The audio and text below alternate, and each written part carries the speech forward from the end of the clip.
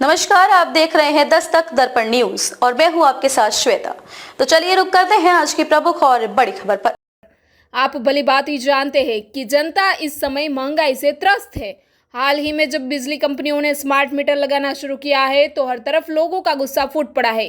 वडोदरा, सूरत, सुरेंद्रनगर समेत कई जगहों पर लोगों ने स्मार्ट मीटर का विरोध शुरू कर दिया है, जिसमें आम आदमी पार्टी गुजरात की जनता के साथ मजबूती से खड़ी रहेगी। गुजरात में फिक्स्ड वेतन और श्रमिकों एवं मध्यम वर्गीय परिवारों के लिए स्मार्ट मीटर ठीक नहीं है।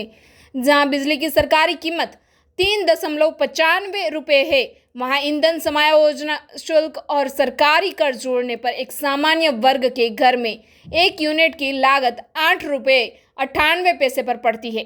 ये असहनीय है।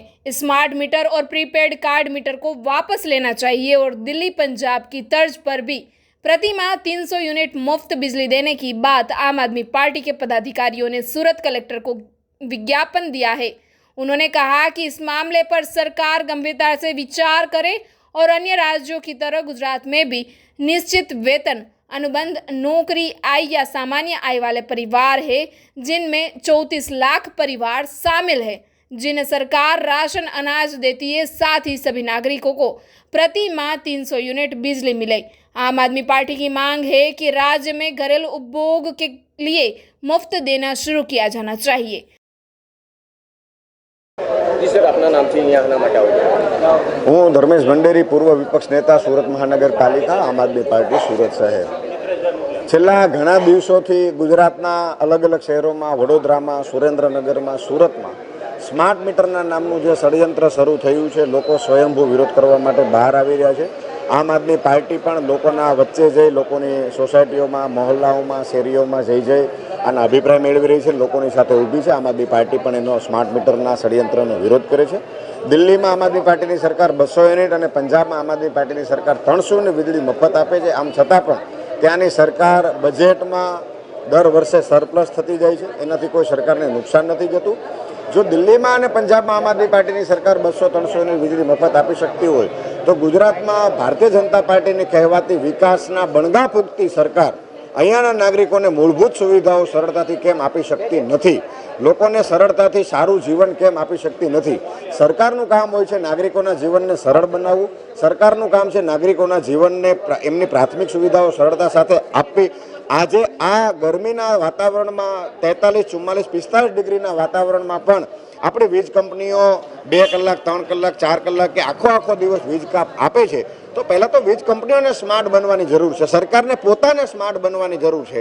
અને જો સરકાર પોતે સ્માર્ટ બની જશે, વીજ કંપનીઓ સ્માર્ટ બની જશે તો સ્માર્ટ મીટરની જરૂરિયાત નહીં રહે। સ્માર્ટ મીટરના નામે અગાઉ રિચાર્જ કરવાની જે વાત છે એ તદ્દન ખોટી છે।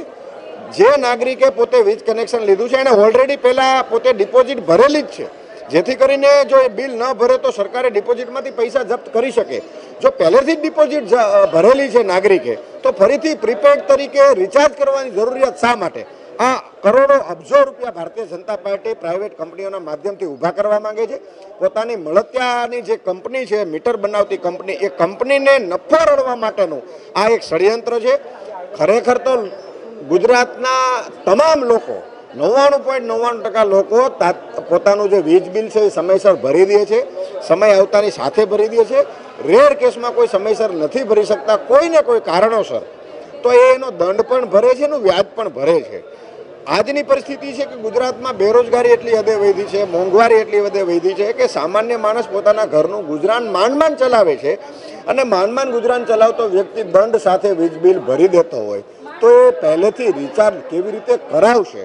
સરકારને જનતા માટે દયાળુ બનવું જોઈએ, એના સુખ સુવિધા માટે વિચારવું જોઈએ, ન કે એના જીવનને અઘરું બનાવવું જોઈએ। Bharatiya Janata party smart meter મૂકી લોકો સાથે ષડયંત્ર કરી લોકોનું જીવન જે અઘરું બનાવવાના પ્રયાસો કરે છે, આમ આદમી પાર્ટી એનો સખતાઈથી વિરોધ કરે છે। ગુજરાતના દરેક ઘરને ઘર વપરાશ માટે દર મહિને 300 યુનિટ વીજળી મફત મળે, આ આમ આદમી પાર્ટી માંગ કરે છે, લોકો માટે માંગ કરે છે।